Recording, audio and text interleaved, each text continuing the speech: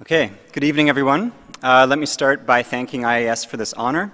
And I have to really acknowledge my really hardworking team of rapporteurs that are pictured here. We have Talia Moda from the Doherty Institute in Melbourne, Naveed Gulzar locally here from Simon Fraser University, and Remy Fermenton from the University of Montreal. And we've all agreed to stick around after this session. If anyone has any extra questions, we'd encourage you to come meet with us, and we're particularly interested in meeting with community members who might want to stick around for that.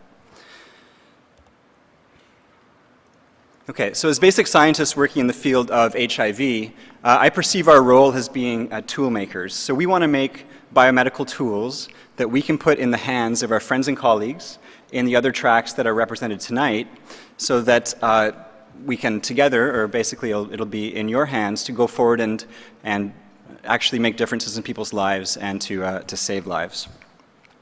So we're trying to open up this toolbox. And some toolboxes are a bit more chaotic than others, and this is maybe a little bit what ours looks like. So there's always a bit of a chaos in discovery science.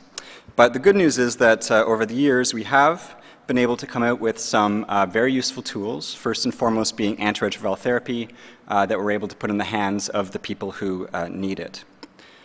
So now we have a few more things we're working on, and I'm going to kind of break my summary up into these different topics. Of course, with the shift in focus to curing people, which is incredibly important, we also don't want to lose focus of the importance of coming up with an HIV vaccine or other therapies to interrupt transmission.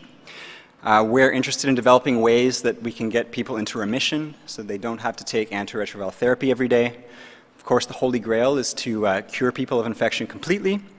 And one thing that's really shifted into focus for me over these last few days is this idea that maybe we don't need to focus completely on trying to get people off of drugs, but the idea of developing additional therapeutics that can further improve the health of people living with HIV/AIDS in the context of antiretroviral therapy might also be useful. So I'm going to first talk about preventative modalities, and first of all, just a quick introduction, because I know it's a broad audience. We're going to talk a lot about antibodies, which were a focus of this week's conference. So this is a cartoon of an antibody. They're proteins that float around in your blood and tissues, and there's two ends of this antibody that are important. So on the top end here, we have our antigen binding site. So this is what's going to determine whether or not the antibody recognizes a virus and what part of the virus it's going to recognize. There's my pointer. And then on the other end here, we have what we call the heavy chain, and this is going to determine the function of that antibody. So one thing, for example, that this can do is target killer cells against an infected cell and cause them to be eliminated. So the first talk I'm going to focus on here was by Jeffrey Dorfman and colleagues, and they looked into both of these different sides of the antibody. So what's depicted here is what we call the spike protein of HIV that it uses to infect cells, and this is the structure of the spike. And they looked at which parts of this virus people naturally targeted in their sera and how good those sera were at neutralizing virus. And they found an association between antibodies that target the EMPER, what we call this region here, and the V3 loop, with less breadth of neutralization with antibodies that targeted the V2 loop, suggesting we should target the former two targets. And then on the other end of the antibody, they found that what we call IgG antibodies that have a specific constant region were better able to capture and neutralize virus as compared to IgA antibodies, suggesting that the former might also be something that we want to pursue in vaccine strategies. And then we'll shift to a talk by Olivier Schwartz, and he was looking at this function I mentioned of the ability of antibodies to target cells to kill infected targets. And here's some microscopy showing one of these cells being killed. And this is quantified here. Each dot is a killed cell. And you can see where we add our antibody and what we call our natural killer cells, we've killed a substantial proportion of cells, more than in our control conditions. And in this really nice study, Olivier Schwartz and colleagues found that some antibodies are much better than others at targeting cells for killing. And he put together this cocktail of 5 antibodies that we can see here inducing a high level of killing. And these are all different viruses that he used to infect cells.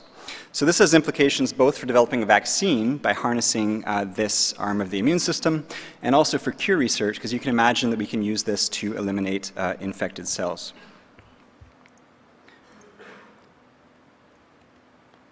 Sorry. Okay, so one way antibodies can be useful is we can elicit them in a vaccine. Another thing we can do is produce them kind of artificially and then put them in microbicide gels as kind of a shortcut until we get the vaccine sorted out to prevent transmission.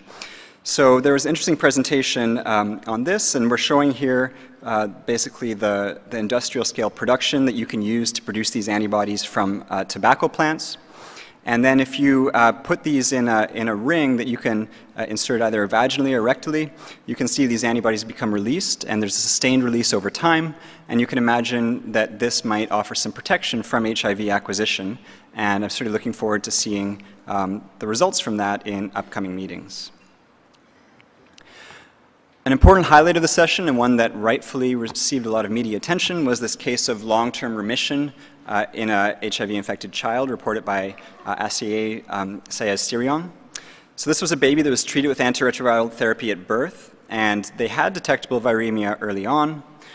Rebounded, the baby came off therapy for a while, went back on therapy. At about 6 years, therapy was interrupted, and then for a subsequent 12 years, the virus has either not come back or has just kind of blipped back at very low levels.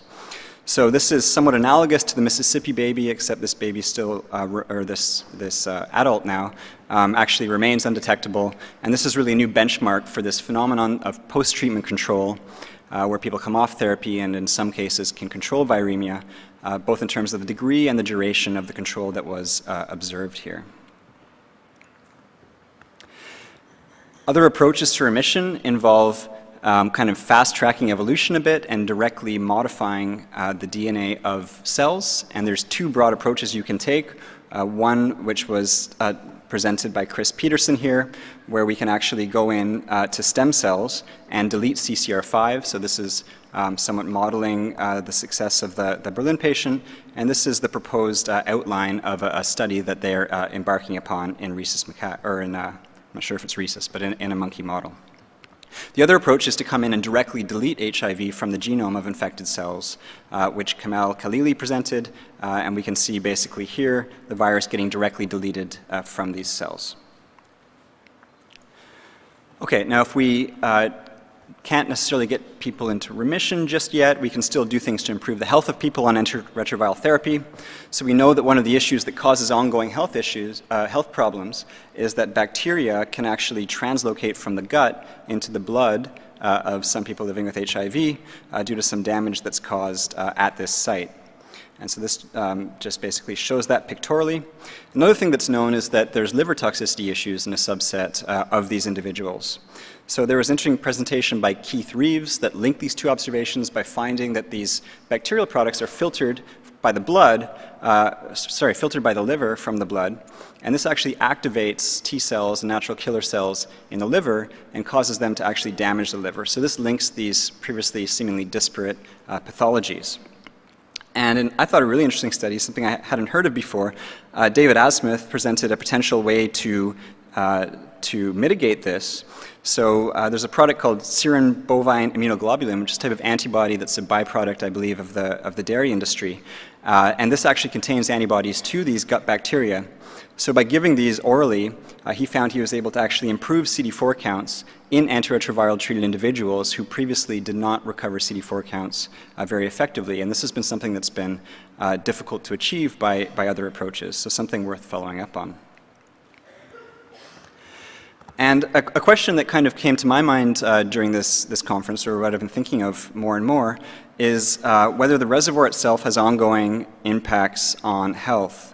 And a few talks kind of allude to this. So a talk by Ross Pollock in Bob Silicano's lab found that defective proviruses can actually be transcribed and translated. So even though only 1 in a million or so of cells might have a completely inducible virus, there's a higher frequency that has some DNA, and this might produce some products that can cause inflammation. And this links into an interesting talk by Damien Purcell that shows that in cells that can't produce full viruses, they can still produce a protein called TAT. And TAT can perhaps be secreted from that cell, enter new cells, and cause some systemic inflammation. So the question this raises is, if we reduce what people sometimes think is junk DNA, this DNA that can't produce viruses, could this actually still improve health, even if we don't have a sterilizing or functional cure? And the the other side of that coin, of course, is that if we increase the reservoir, for example, in treatment interruption, this might also have some implications that we haven't thought of yet. Speaking of TAT, another approach could be to soothe rather than shock the virus. So we can treat cells with a TAT inhibitor, which is going to suppress the function of this protein, and try to actually lock HIV into a latent state. This was presented by Susan Valent and colleagues. So just kind of shows that we're really exploring all the different angles we can, and I think that this is really an interesting approach that will be followed up on. Okay, switching to cures, there was a lot of talk about a challenging issue, which is how do we actually measure the reservoir. There's DNA in a lot of cells, a fewer number of cells produce RNA, a fewer number of cells can reseed actual infection. So how do we measure this properly? Another issue is that you need to usually get a lot of cells from participants to measure the reservoir, since infected cells are so rare. So an interesting presentation by Solgi Lee suggested a very novel alternative, saying that we could perhaps measure antibodies systemically as a surrogate measure of the size of the reservoir, and presented some really compelling data that antibodies target against envelope and polymerase might actually be good surrogate markers. Another interesting study by Kelly Metcalf-Pate presented this mouse viral outgrowth assay. So this is a way where you can take CD4 cells from someone living with HIV and put them into a mouse and see whether the virus comes back in that mouse. And this seems to be more sensitive than trying to grow the virus out in the test tube. And maybe that could be a type of gatekeeper that we could consider using before taking someone off of antiretroviral therapy. To cure people, we're also going to have to find a way to enhance T-cell responses. So we talk about the shock and kill, so I'm going to talk a bit about the kill side of the equation. And this will require boosting the immune response. So there was a pair of talks today which presented a novel inhibitory protein that diminishes the function of killer T-cells, and this is a protein called TIGIT. And these talks by Gabriella Webb and Glenn Chu showed that both in HIV-infected humans and SIV-infected monkeys, if we block this protein, we can enhance T-cell function. So this suggests a new therapeutic approach. There was an interesting talk by Robbie Maillard that showed a new way of boosting T-cell responses from the naive pool. So we know that one issue is that the virus is really good at escaping from T-cell responses, and we have to find a way to overcome this. So he proposed a way of completely priming new T-cell responses that the virus hasn't seen in people on antiretroviral therapy, and showed that these could exert superior control in terms of killing the virus. So this is really a promising approach to the kill side of shock and kill or kick and kill.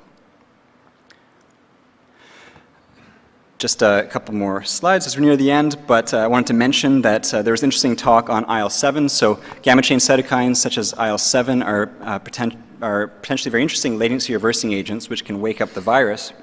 And they've been shown actually, when given to participants, to induce virus that can be detected in the plasma. But the issue is that these seem to be kind of double-edged swords because they can also induce replication of the virus and expansion of the reservoir.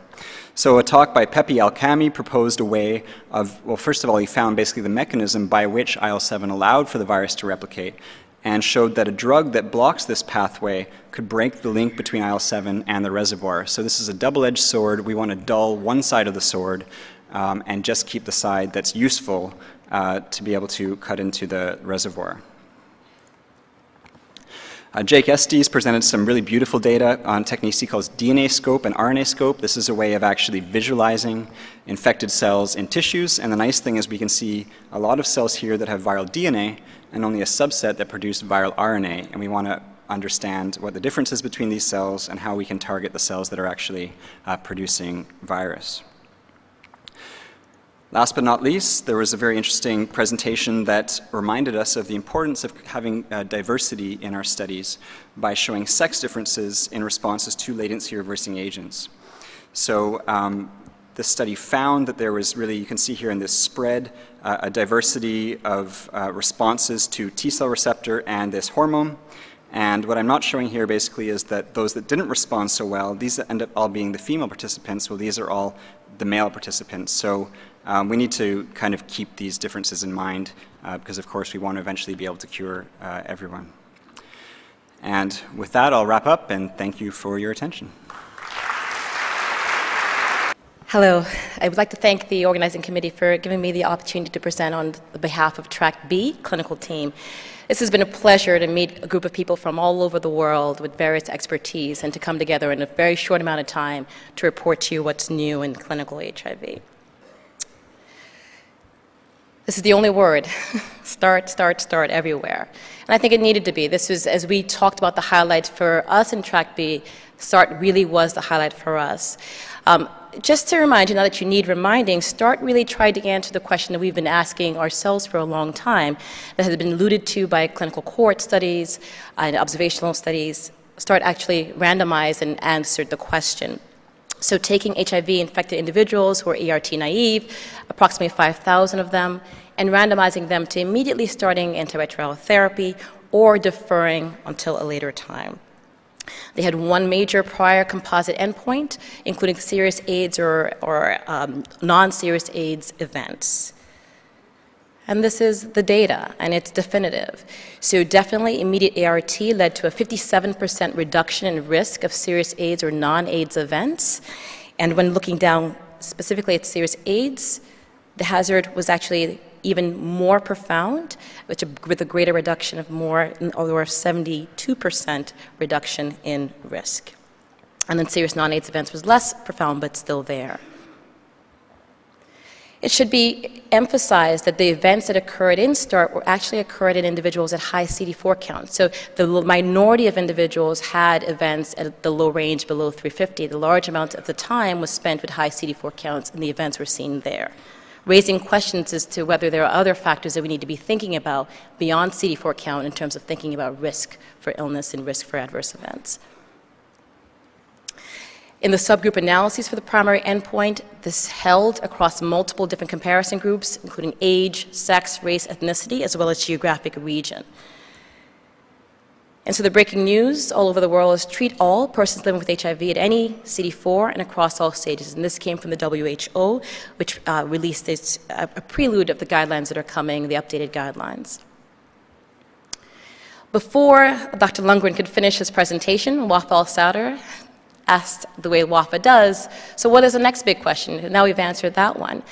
And so I have answered to Wafa in terms of what we thought were some of the questions that arise from START. Because START really is the beginning, I think, of what should happen next. And recognizing that START was in adults, should all populations start? You know, I think their children, their adolescents, their elite suppressors, so the START answer the questions for those individuals. How does START work in the real world? I think as we take it out of the clinical trial setting, how will we be able to do this? We've talked a lot about implementation at this meeting, but how does that work in terms of starting?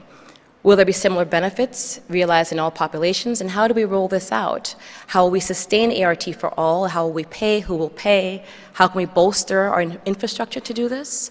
And how can we bolster our infrastructure for the continuum? And then I think we have to be careful as we think about how we maximize uptake and minimize disparities. And there are many more questions that many of you can also add to the table. So you could almost feel that's it, but that's not all it, and that's what Track B was meant to help us look at. There were highlights for co-infections, and what was highlighted there was that there are major gaps in the TB management cascade, limited screening in high-burden locales, and substantial numbers of patients with HIV-TB infection not receiving antiretroviral therapy. There are low treatment success rates, especially for the elderly and patients with smear-positive TB high-risk groups.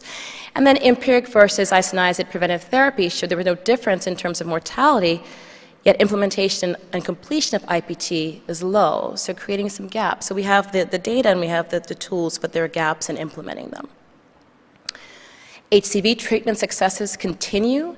A really nice session highlighting many clinical phase 3 and cohort studies showing high rates of sustained virologic response for hepatitis C. And this is in diverse co-infected cohorts, various genotypes, various regimens. We really have reached an era of ribavirin interferon-free therapy and achieving major successes. There was even regression of liver fibrosis in patients receiving SVR and low risk of liver-related complications and all-cause death. HBV got jealous and said, I shouldn't be forgotten, and it shouldn't. As we think about TAF and the rollout of TAF, there was a nice study showing that even at smaller doses, TAF shows similar viral suppression as tenofovir, and several new agents actually targeting HBV cure that are being developed and they're being studied. And so I think there's more to come from HBV in the ensuing years. And if you haven't seen them, there are new WHO guidelines that were launched, the first ever actually for HBV. So please look to those. There are more questions, I think. How do we scale up IPT for TB HIV patients? How do we address the urgent needs to screen and treat co-infected HIV, HCV patients, including in low middle income countries? We have to think about them as well as we operationalize this. Should we be doing more to prevent the next generation of HBV infection, that's mother-to-child transmission? And how do we optimize access? And how do we develop and implement the cascades of care for HBV and HCV? We need projects on best practices and demonstration projects to figure out how we need to do this. There are highlights for comorbidities and complications. And I think in the first presentation, it was really highlighted that we are focusing on an AIDS-free generation. We always have to remember that there's a generation that is already infected, and how do we optimize their care and outcomes for that population as well. And so switch studies, looking at switching of basically Stribild or Valtegravir, FTC tenofovir, to darunavir, ritonavir monotherapy, efavirenz, FTC tenofovir to darunavir monotherapy, showing increased vitamin D levels and clinically significant increases in BMD. And this was similar to levels you would see with the addition of bisphosphonate, so clinically relevant. Lean body mass was important in a long-term study of BMD, showing that lean body mass was associated with minimal decreases in progression of loss of bone mineral density. So not only is exercise good for your heart in terms of reducing inflammation and cardiovascular outcomes, but it may actually decrease your risk of loss of bone mineral density. And good news for pregnancy and tenofovir is a lack of association between maternal TDF on fetal long bone length in a study of BMD and tenofovir use.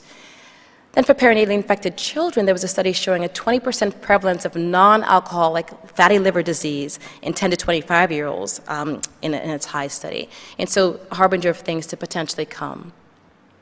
More questions. I think highlighting, as we think about questions, we have to continue to look. Cohorts, long-term cohorts of special populations, including early infected individuals, need to be maintained. Thinking about which comorbidities, how, what to do, how to minimize and reverse complications is critical. We must continue to do that. Highlights in children and youth. We have a Mississippi child. I call this the Paris teenager that was described in the first presentation. A case of long-term, somewhat control HIV antiretroviral therapy. I talked about the high prevalence of liver fibrosis in a cohort of Thai individuals. And there are interesting studies presented earlier today looking at targeted testing of older children who may have missed initial testing and diagnosis, and how to target our resources to best identify children. And then should we be doing targeting versus universal testing? A focus on adolescents and showing a greater number of pregnant adolescents under the age of 20 not receiving PMTCT, 33% not receiving any PMTCT versus 8% of older women, showing some missed opportunities as their babies also had lower rates of ARV receipt.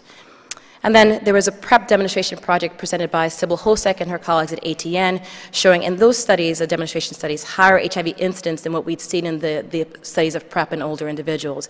Again, focusing the need on trying to look at these questions in all populations to make sure the same benefits are reached. Lots of next steps, and I am both an adult and a pediatric doctor, and I have to say children and youth are not just small adults, and we need to continue to look at these populations, PKs, cohorts, treatment strategies to make sure we're doing right by the little ones as well as the big ones. We need to determine when we should extrapolate and how we should extrapolate and when not to do so. And then the lessons that we garner from the children can and do inform studies in adults, example, cure and comorbidities. And we need to think about the cascade and how it may be different in younger individuals. Highlighting women. This was actually not a presentation, but a poster, and I think it made waves, and this is waves, the Women Antiretroviral Efficacy and Safety Study. And this is actually the first international study, a randomized control study evaluating safety and efficacy of elritergovir-based regimen versus atazanavir-based regimen in 11 countries, 575 women, showing superiority in this study in terms of virologic suppression of the elritergovir regimen versus tenofovir-based regimen, and no differences in adverse events. I think important for women, I think studies in women can and should be done. Oftentimes women make up a very small minority of patients included in studies, and we can do these studies in women, and there are reasons that we should, as women may be different in terms of the responses, the comorbidities, and the way they manifest HCT or hormonal contraceptive therapy. Again, questions about when, how should we extrapolate. New agents and strategies. So there are studies on low-dose ART, and I'll refer you to those numbers on the slide, showing that we can potentially get away with lower doses of atazanavir, for example, versus higher doses, which may have decreased toxicity, but equivalent levels of virologic suppression. TAF was everywhere, showing good efficacy and better safety profiles, and that's out to the 96-week data, which is great. And there's even data on similar virologic efficacy and safety in treatment-naive adolescents. Doravirine, which is a novel NNRTI, it has activity against NNRTI-based regimens, resistance viruses, showing similar virologic suppression, fewer and less severe CNS adverse events, and fewer discontinuations. So looking forward to more studies on that. And then second-generation maturation inhibitor in having activity against multi-drug resistant viruses, showing efficacy and showing some safety. So more to come. Phase 3 studies will move forward. Again, there are questions. Where and how do these fit? Will TAF have the same efficacy as TDF and PrEP? Which studies should we be studying dosing? Which populations should be studying dosing reduction strategies? And how do the new agents fit in? How should we expand our armamentarium? When should we? And what are the next studies that we need to do to determine the rank order of ART? So WHO, in terms of highlights, rolled out their new directions in the 2015 WHO ARV guidelines, much of it informed by research presented at this meeting, and to show that what we're doing here is not just entertaining ourselves, but that we really are hopefully changing lives and moving things forward. Of course, there are questions. How, when, what? Questions remain, and we have to figure out how to do that. But still, I really applaud the WHO for taking the step out there to push us to implement. With that, I'm going to stop and acknowledge the IAS leadership, particularly Chris Bauer for inviting us to do this, and Eden Strand for tolerating us all. The members, it was wonderful to sit in sessions and hear all of you ask questions from the different scientists to the community and being vocal about what we need. My assistant rapporteurs that I've already acknowledged, and my patients who actually want the evidence and the data from these meetings and ask me. And many of them are adolescents and young individuals. And then the support that allows me to be here. And Vancouver, thank you. Thank you, and thanks to IAS for this opportunity and to an amazing rapporteur team that I'm going to acknowledge by name and picture at the end of the presentation. So there's an amazing amount of prevention science, an amazing amount of scientific truth presented, and a short amount of time to share with you. So we were guided by wise words of men of our time. Treatment without prevention is simply unsustainable, and from Oscar Wilde, the truth is rarely pure and never simple. And so goes science. So it's great to start this discussion of prevention at a place where over the last several years I think we have broad consensus that we need to think of not prevention interventions or services, but as comprehensive prevention packages. And so this idea that these prevention modalities live in separate stovepipes or bubbles, I think we've left behind. But what challenged us about the prevention science presented at this conference is that we need to get down to a next layer of understanding how these individual modalities touch, what are the touch points, and how do those differ in different places and for different populations. And so I'm going to use this just sort of as a graphic representation of thinking about those points of touch.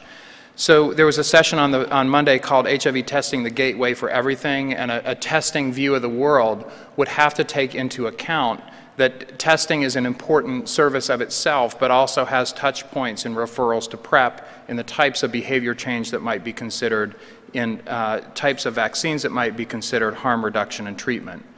HIV testing sessions put forward for us different goals of testing. For example, increasing coverage of frequent testing among those who need it, among high incidence communities. For example, young MSM repeat testing in Bangkok.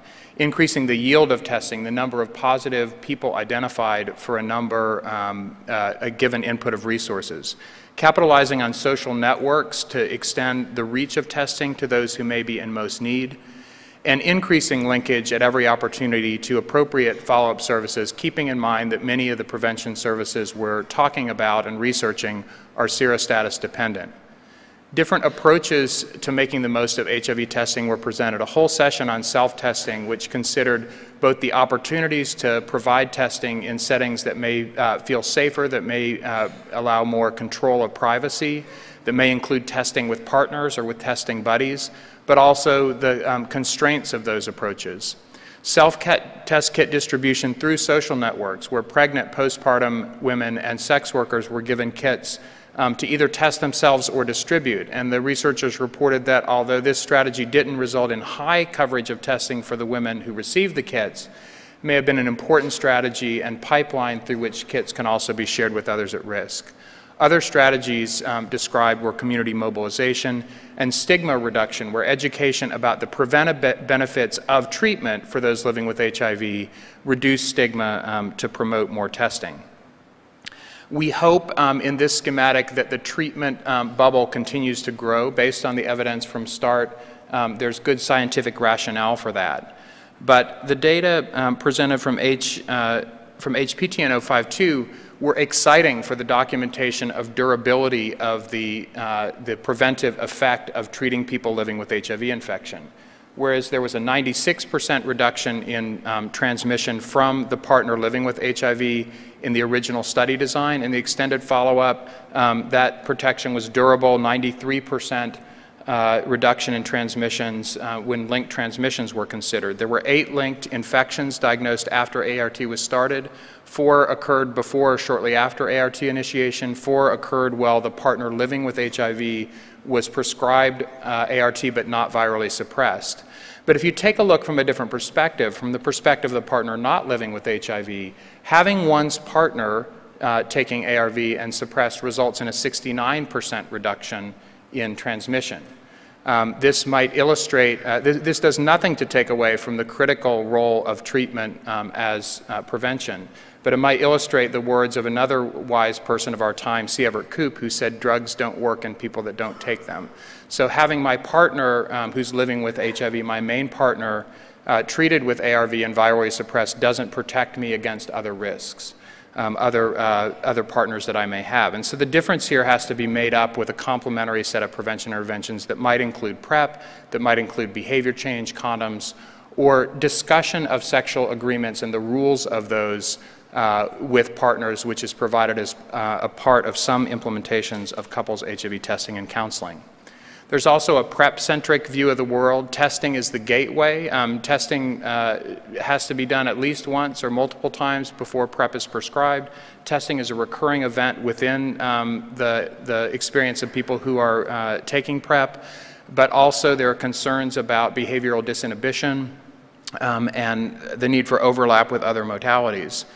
In PrEP news presented at the conference, in the ADAPT HPTN-067 study, daily dosing was tested against 2 alternatives, time-driven dosing or risk-driven dosing in 3 different sites. And in all 3 sites, daily dosing was either the best or a best strategy for covering the highest proportion of sex events or risk events with PrEP coverage. However, the other 2 strategies, time-driven and risk-driven, covered about as many exposures in some of the study sites with much less drug consumed. So there was heterogeneity among the sites in how these 3 different strategies played out.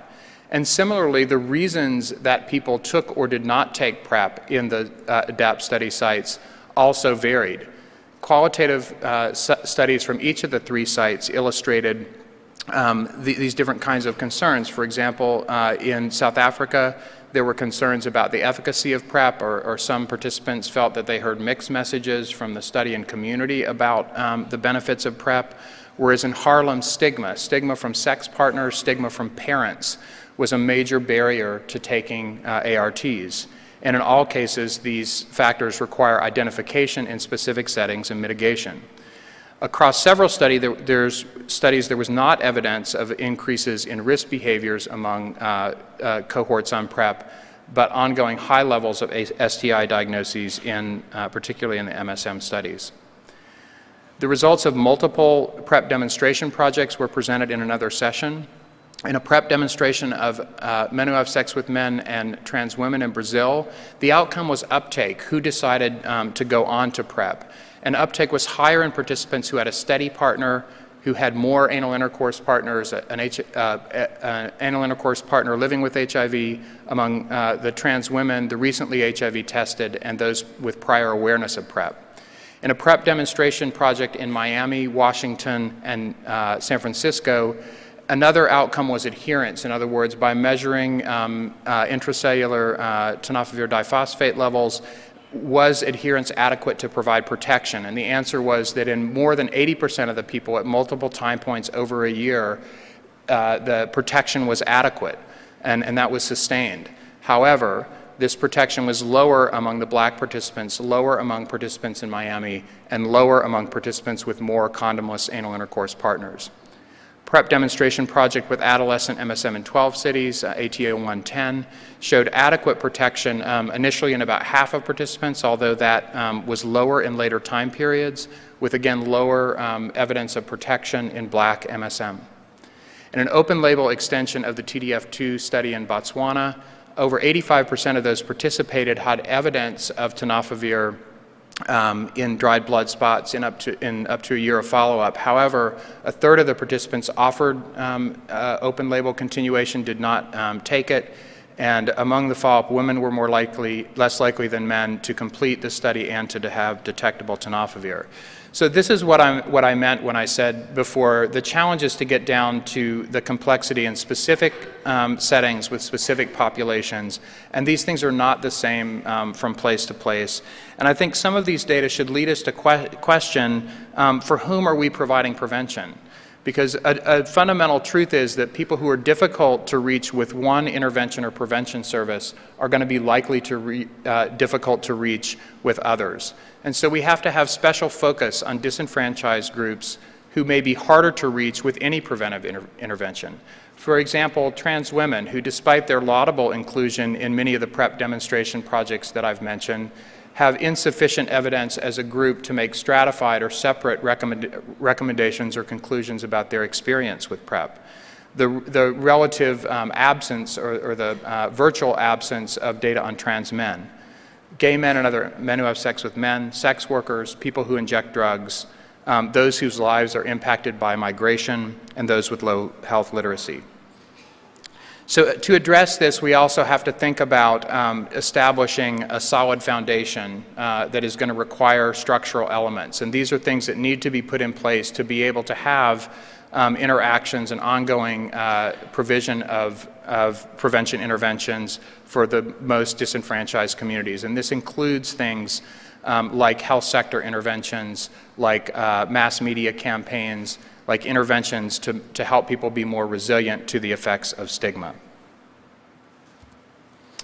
I want to mention several other approaches that were reported. There were 3 reports of RCTs of conditional cash transfer studies. The first 2 among school-aged adolescents, HPTN 068 among young women in South Africa, Caprisa 007 among high school-aged young men and women. And in both of these studies, the conditional cash transfer interventions did not result in reduced HIV incidence, but did result in other changes that are suggestive of the underlying behaviors that we might want to impact. So for example, in HPTN 068, there were decreases in unprotected intercourse in the prior 3 months. In Caprisa 007, decreased incidence of HSV-2. Another study considered an approach of conditional cash transfer versus a lottery with variable amounts of cash incentive to encourage eligible men to present for voluntary medical male circumcision. The researchers found that even modest amounts of conditional cash transfer were associated with a seven-fold increase in uptake of circumcision. However, versus no incentive. However, the lottery condition was not associated with a higher uptake. And importantly, even despite the impactful intervention here, only about 4.4% of the eligible men presented for circumcision, so still a relatively low coverage. Data from 4 countries were presented in 2 studies about seroadaptive strategies for MSM, where one partner is living with HIV and one is not living with HIV. And in both Australia and Seattle, perceiving that one's partner living with HIV had a suppressed viral load was associated with decisions not to use condoms. And finally, in a network intervention for people who inject drugs in the Ukraine, injectors were randomized to either HIV testing and counseling plus a peer leader intervention or HIV testing and counseling alone. That intervention had a 41% reduction in HIV incidence, but despite that reduction, the overall HIV incidence in that study was 25 per 100 person years. And so an effective intervention, but another illustration that even effective standalone interventions are often not enough and require packaging. So I have 3 conclusions. One is that one implementation size won't fit all. The goal here is to learn how to implement the right combination of tools in specific places with specific populations. And although that seems daunting, the same scientific methods, the same systematic scientific investigation that helped us demonstrate efficacy as a scientific community will guide us to make the right decisions about implementation. Universal coverage, the big impact of the START trial for us is it clarifies the role of treatment in this discussion of prevention. It allows treatment as treatment, not because there's a decision about whether we should start people on treatment earlier solely for the prevention benefit, but we now start people on treatment because it is demonstrated to provide that clinical benefit regardless of CD4 status, and we proceed appreciating and understanding the prevention value of that, but constructing prevention packages that address the gaps. And finally, we need to have ongoing heightened concern for groups that may be hard to reach with any prevention or service intervention or prevention service, for whom PrEP or ART adherence may be especially challenging, but who are in great need of prevention services. So I'm going to end by acknowledging an amazing team of Rapporteur colleagues, Steph Baral, Sarah Beckham, Ashley Grosso, Cherie Schwartz, and thank the IAS again for this opportunity. Thank you very much.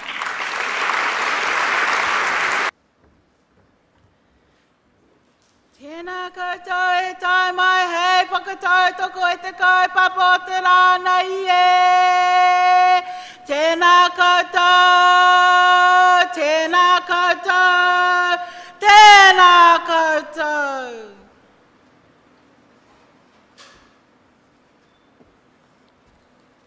Put the slides up. Okay. Mā ku mihi ki ai te wahi naro nāna nei te orako hanga o te whakaro nui ki a tātou.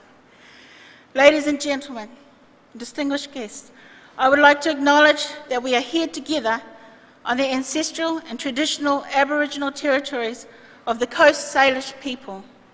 Ngā mihi, acknowledgements.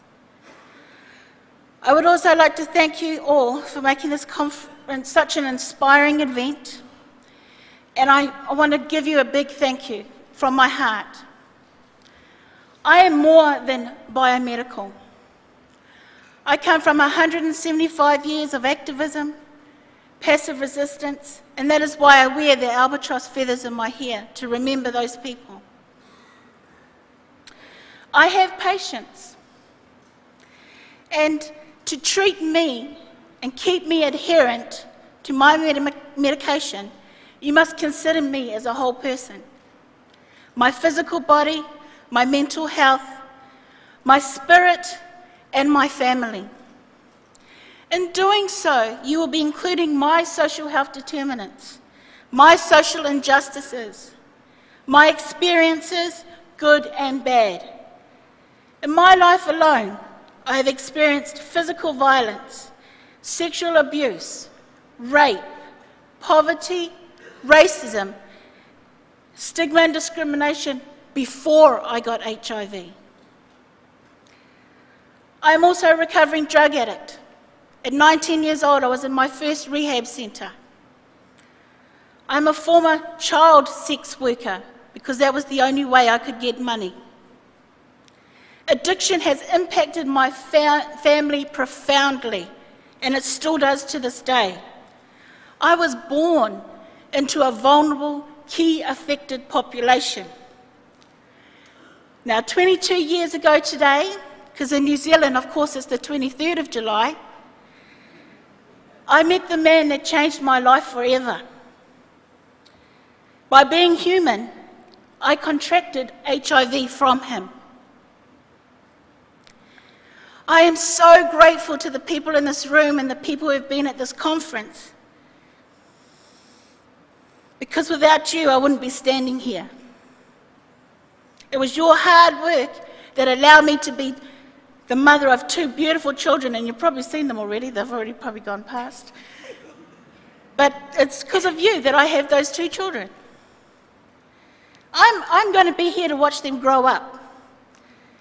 And it's because of your dedication. My husband, who also lives with HIV, who already has had such loss, losing his first wife and first two children to AIDS in Papua New Guinea, he gets the chance to have a second life because of you. And I pay the highest honour, and my people, to get up and do this, to pay the highest honour, means it will last from here and to generations forward, to all those that have helped me get here. And my journey, but not only mine, but the journey of others. But despite all the advances in HIV, despite all the goals and strategies, despite all the goodwill, despite 90-90-90, despite no one left behind, I'm here to tell you that Indigenous people have been left behind. And unless things change, we will continue to be left behind. And 10-10-10 will be our reality. The Canadian Aboriginal people of this land make up 12% of new HIV infections and 9% of the total number of people living with HIV in Canada. Yet, they are only 3% of the total population of Canada. What is going on? What are people doing about this? What is the Canadian government doing? HIV transmission from injecting drug use amongst this population, Indigenous people, is nearly 5 times higher than that of the average Canadian. Why? And 30 years of an epidemic, we now have a Canadian Positive Peoples Network. It's taken 30 years to get that far. Why?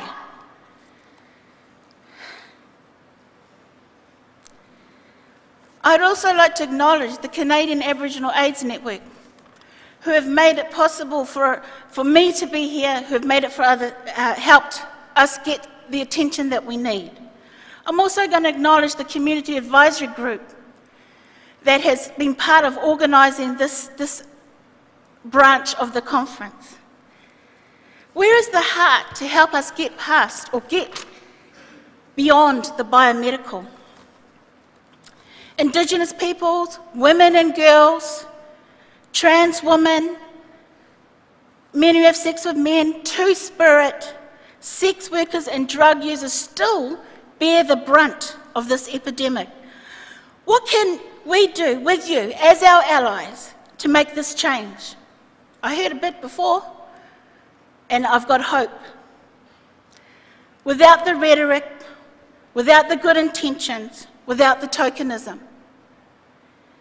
How can we help you with the implementation science? Because we must stop working in these silos. We need to come together, strategize and plan and work together. I'm really happy to hear that the World Health Organization is supporting this, because I had them here as not. But I want to say the country governments and the people who have the money, the donors, the partners, the funders, to make treatment, we need them to make treatment available for everybody, anyone who wants it, regardless of your CD4 and your viral load. First and foremost, treatment for all, PrEP for all.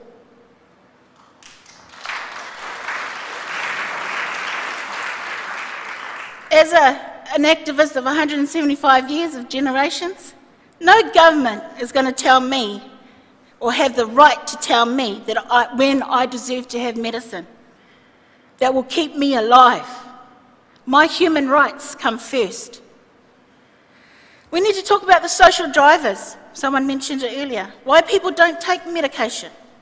Is it social? Is it simply just stigma and discrimination?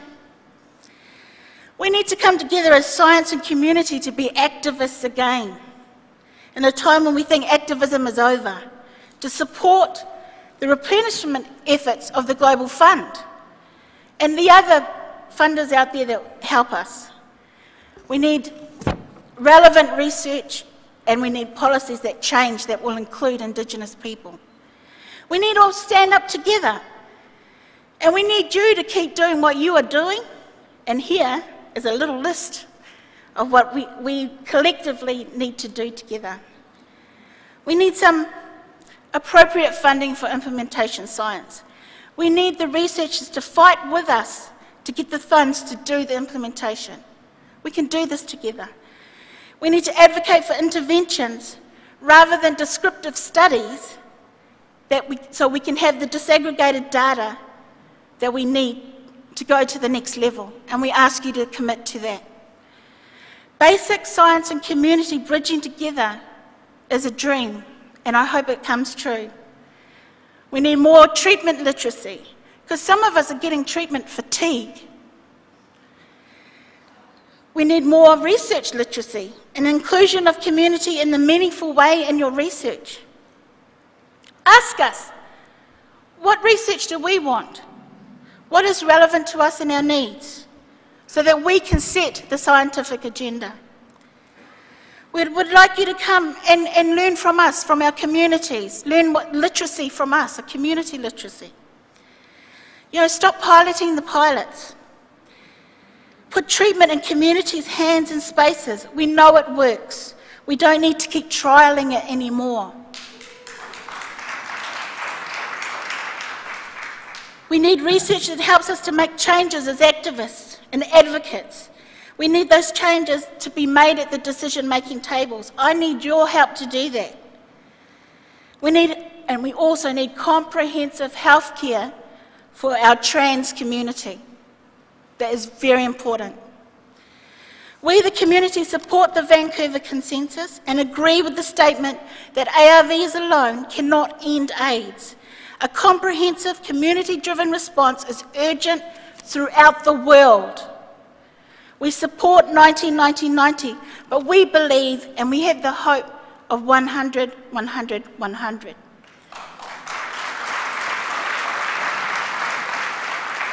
To get there, we have to address the social drivers and the injustices. And remember, you can't get there without us. And the emotions that I am sharing with you today were equally shared by my fellow community members. Over 20 of us gathered on Monday to produce a community declaration that was released this morning, and it's in support of the Vancouver Consensus. Please read it, please sign on to it, and it stands in solidarity with what we've already been doing here this week. Okay. Support is what we ask from you to end this epidemic. Thank you and good night. But before I go, I have to stay to my traditions. And I'm going to talk about the love, the truth, and peace for all. And it'll be in my song, which I'll do down here because I don't want to deafen you. Te aro pono me te rangi mari e tātou tātou e. Kia ora koutou.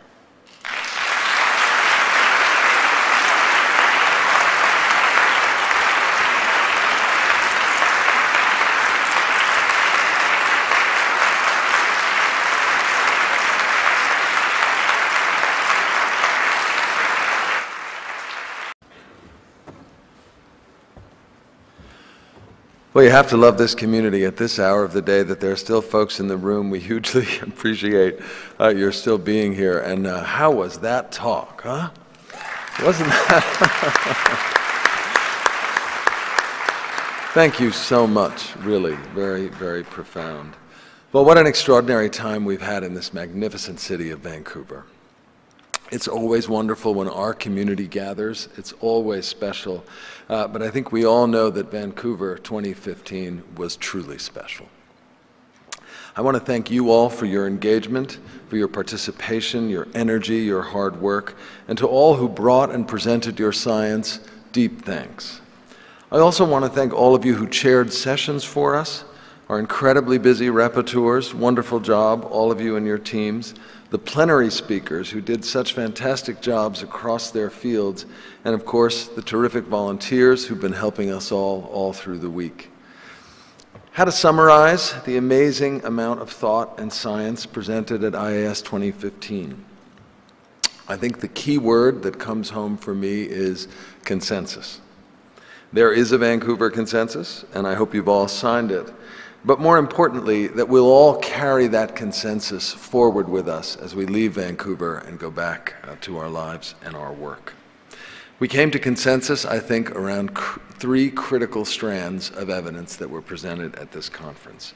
Early treatment, the START and Temprano results that you've heard about, treatment as prevention, the final results of HPTN 052, and of course the array of studies on PrEP, really demonstrating implementation and the beginning of the real-world uptake and use of this new intervention.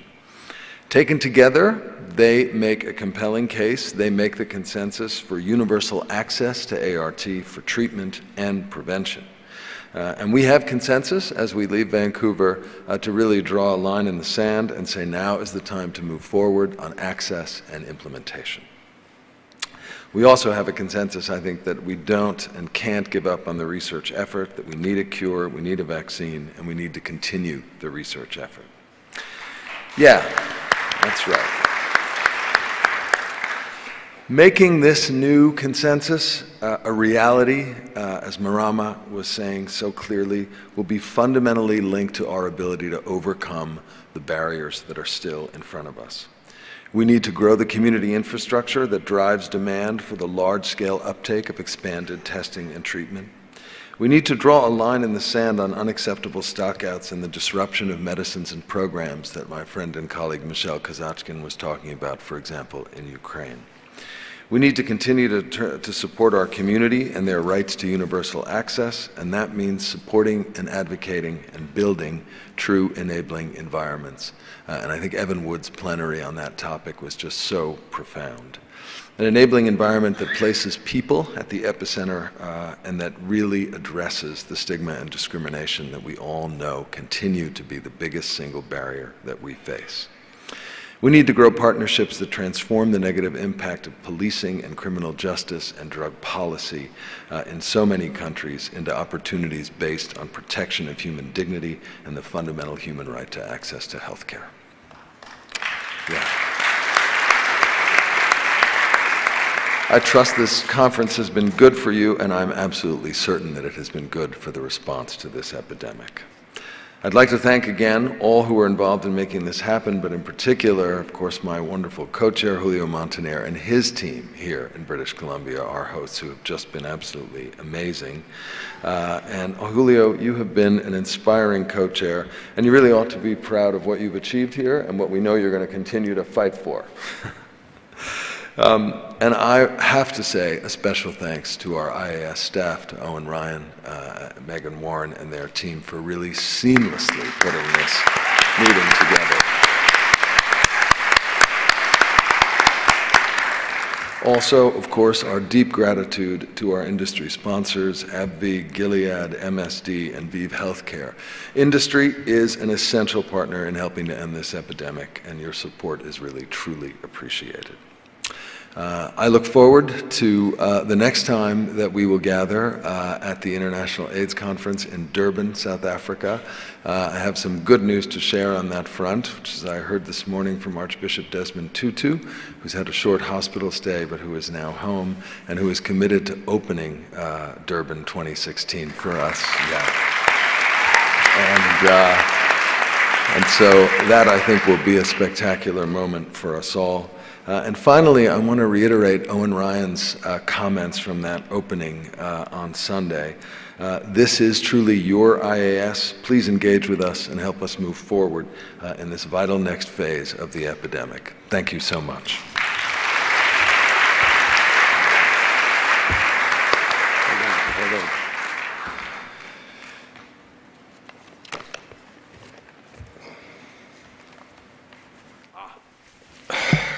Just in case it's not clear what I'm going to talk to you about. I was planning to wear it, but it's too small for me.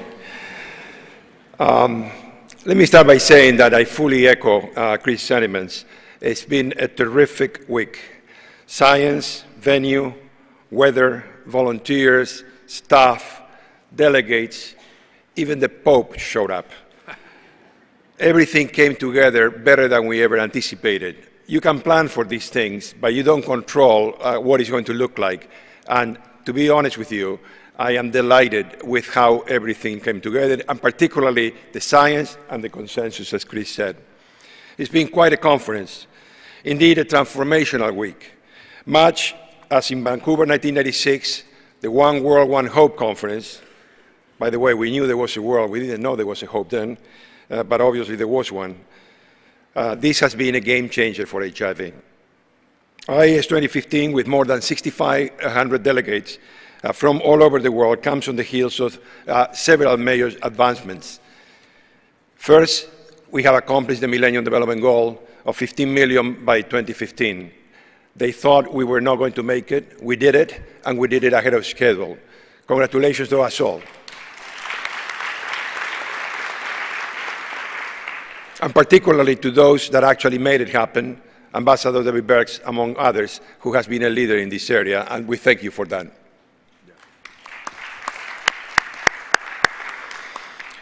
Then, the recent release of the Temprano and the START trial. I won't go into the details, but you know what it means. Basically, there is now a renewed sense of urgency that we need to identify people infected with HIV so that they can help themselves, they can protect themselves against disease progression, and that they can protect others.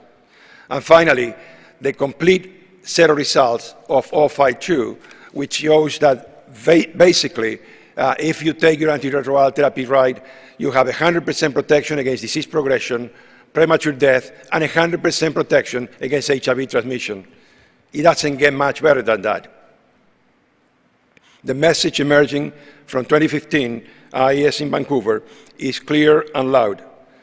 Treatment is at the cornerstone of our strategy to prevent the continued growth of the pandemic and ultimately to control it. We leave Vancouver with a compelling body of scientific evidence. This supports the UN 90-90-90 target, which by now are probably sick and tired of hearing about. We should heed Michel Sidibe's advice and rapidly move to embrace the 90-90-90 so that by 2020 we're there, and by 2030 we can decrease morbidity, mortality, and transmission by 90% globally. It's a laudable goal.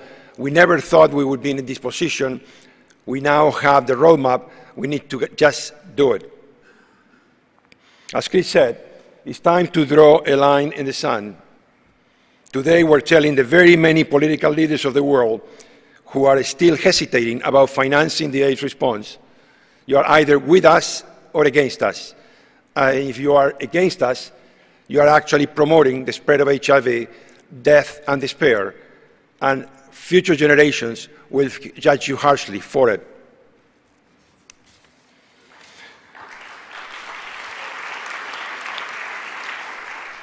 we want all those in need, whoever they love, whatever their drug use history is, however they earn a living, whether on or off reserve, to have facilitated access to the best HIV treatment support, care, prevention, and harm reduction as well.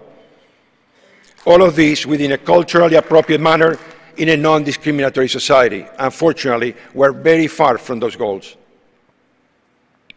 Our collective hard work, passion, commitment have made all of this possible. We have come quite far, however, there is much, much more to do. Together, we can and we will stop AIDS. The question is not whether or not we're going to do it. The question is how soon and who will be with us to celebrate it. Thank you for joining us in Vancouver. We really appreciate your support and your strength. Safe travels, and we look forward to seeing you in Durban.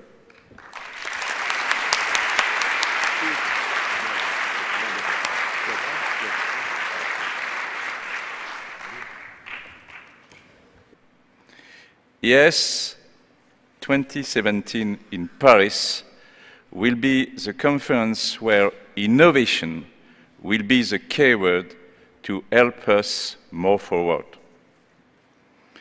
Paris, and more generally France, is, as you know, strongly involved in the HIV/AIDS fight, gathering an active research community, including different institutions as INSERM and Pasteur Institute, a committed civil society as SIDAction and AID, and political will.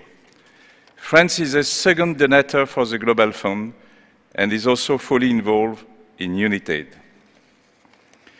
We have a unique public research agency dedicated to coordinating and funding research on HIV/AIDS and viral hepatitis, the NRS, that I have the privilege to manage, and Françoise Barré-Sinoussi is the president of the scientific committee.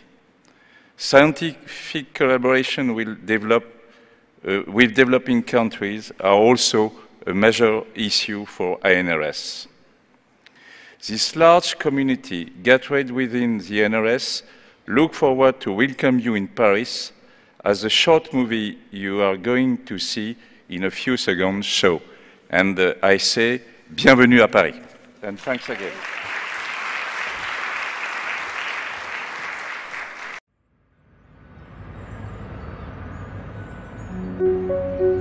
Our objective is to end the AIDS pandemic by 2030. We must innovate in all research domains to succeed. We are at a key moment that no scientist, no politician, no one can afford to miss. The end of AIDS is possible. Our target is the viral reservoir. Deeper understanding of its establishment and maintenance is necessary. We need basic scientists to be even more creative in developing ambitious and risky ideas. We need to keep exploring current strategies and to identify new ones.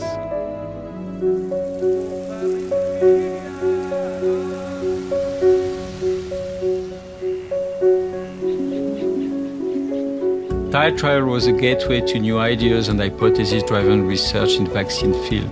Vaccine research needs now disruptive technologies. This new science integrates structural biology, system vaccinology to new design of clinical trials. We must interact with non-HIV researchers. We need transdisciplinary science in relation with patients. Do not oppose remission and vaccine research. Work together.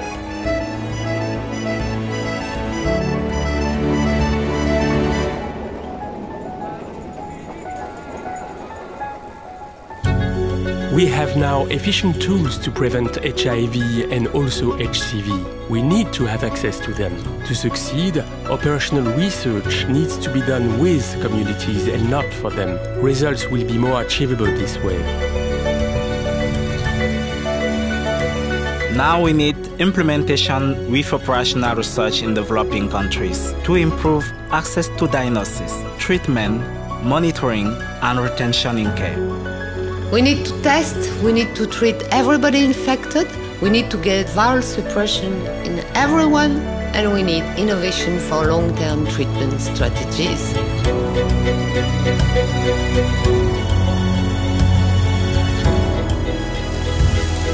In 2017, Paris will be the capital of HIV/AIDS research, and we will demonstrate our commitment to end the epidemics. We are all waiting for you, and bienvenue à Paris.